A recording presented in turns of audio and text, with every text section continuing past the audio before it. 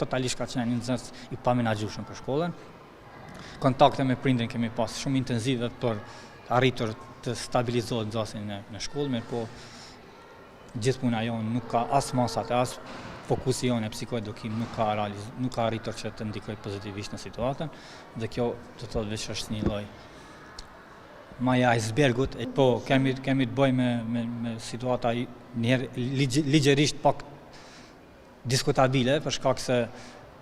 vetë natyra e problemit ka ndodhur në atë mënyrë që ata janë shmank vendeve ku ka kamera, janë futur në sallën e arsimtarëve, të thotë ka qenë një planifikim i caktuar. Tash organet e rendit njëherë duhet me shëtu rastin. Ajo nuk justifikohet normalisht, po tash ta shohim kur të marrin organet e rendit ta trajtojnë rastin, atëherë të shohim ç'është po përcaktohet rasti si rast.